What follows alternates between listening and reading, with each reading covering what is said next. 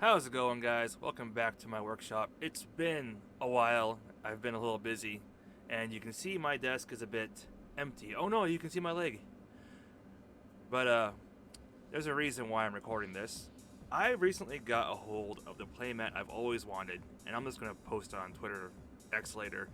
But I figured I'd show it off now and say why this is my favorite playmat, why I've always wanted it, and why I had to buy it. Huzzah! The Gambler's Gloves playmat.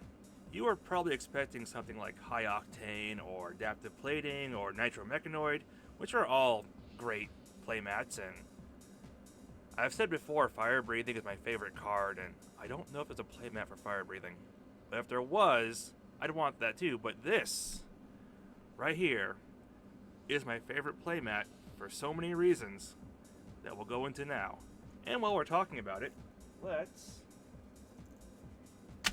see if we can pull a Fable. I doubt it, but you never know. So, why is Gambler's Gloves the playmat my favorite playmat? It's because of what I think of when I play Flesh and Blood. Flesh and Blood, to me, while a competitive game, is a game for everyone, for every playstyle, anywhere. What this means is that while the game is competitive in nature, it doesn't mean that you can't have fun playing the game. You can always play casual games and have fun. I would say I am a casual player who sometimes tries to play competitively and not very well. Oh hey, nasty surprise, not bad. So while the competitive nature is fun and all, casual is, for me, where I like the Flesh and Blood, whether that be UPF or playing your jank deck at your armory. And not everyone feels that way. In fact, sometimes it kind of feels like Yu-Gi-Oh! In a way. Well, no fables this time. In that, if you ever been to a Yu-Gi-Oh! Locals, you'll notice that a lot of people will play meta deck, meta deck, meta deck. And I feel like nothing there.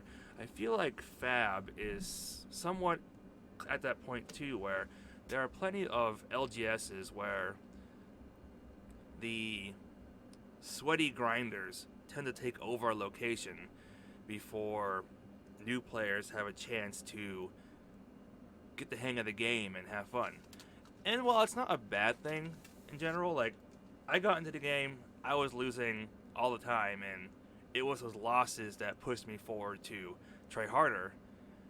This doesn't apply to everyone. There are lots of people out there who, if they can't get a win or if they can't have what they consider fun, they're out. That's it. They gave it a chance, they're done. And it's kind of sad because there's a lot of fun things you can do in this game that you would never know unless you stuck with it. Whether it's building the nitromechanoid or making the Necropotent, even though he's kind of meta, sort of. Not really because of KO, but he won a few events. Or playing Melody. Oops, microphone bump. Playing Melody for fun. They don't get this chance because they never see that part of the game. All they ever see is the competitive nature of KO, go boom, Kano, kill you in turn 0, dash boosts you until you lose even though they almost decked out, or I don't know, Prism does Prism stuff. Gambler's Gloves isn't a meta card. I mean, it kind of is because it's used for the dice rolling and countering, which isn't guaranteed. It's really, you see Scab Skins, you play this card. Or you see Brute, you assume they have Scab Skins, you play this card. But the idea behind the card is different. It's about gambling. It's about having fun and playing a chance to win a big prize. Not playing something meta to, guarantee your win. Now, we don't know anything about this guy. He could be cheating for all we know. In fact, he might be cheating. I can't see what his hand's doing down here. He could be cheating. But there's a reason why, despite being a mech main, I support the classes that don't see use. The merchants, the shapeshifters, and well, maybe not the educators so much because they're specifically designed for judges. But those classes that really have no support because they don't make sense in the game. Like, oh, a merchant can't beat a warrior. Mechanologists have no fighting skill whatsoever. They use items and they still win. Sometimes. Not recently because of all the anti-mech cards. But point is, I'd love to see a gambler hero.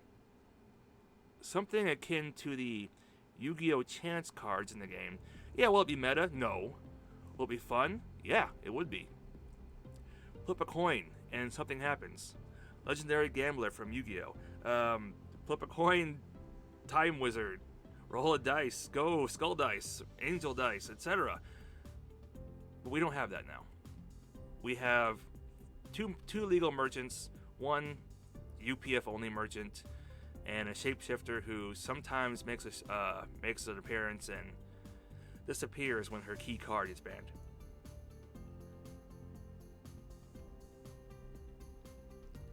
I still think this can be a casual game. I'm not saying competitive is bad. Competitive is fun, but I still think a casual scene can be a thing. It'll take time, and PvE will help immensely. But until then, we'll just have to keep trying to make casual more, well, casual. And try and take over a spot where maybe a lot of grinders have taken over. It's not impossible, but let's just say, don't give up. If you lost your very first game of Fab, don't give up. It's a fun game. There's a reason why it may seem like a cult to the outsiders, to those of us who are in it. We enjoy this game. We love it. James White did something special making this game, and he tries his best to balance it out. I guess that's all I have to say, really. Yeah, this is my favorite playmat. I'm glad I finally got it. And I hope one day we see a gambler hero. I want to see more chance in the game. And while competitive players may be against that, I think casual players will love it. Uh-oh. I gotta go. Cry alert. I've been the Jank Mechanologist. I forgot how to do my outro, so have a good day. I'm gonna go work on something else. Which is my crying son.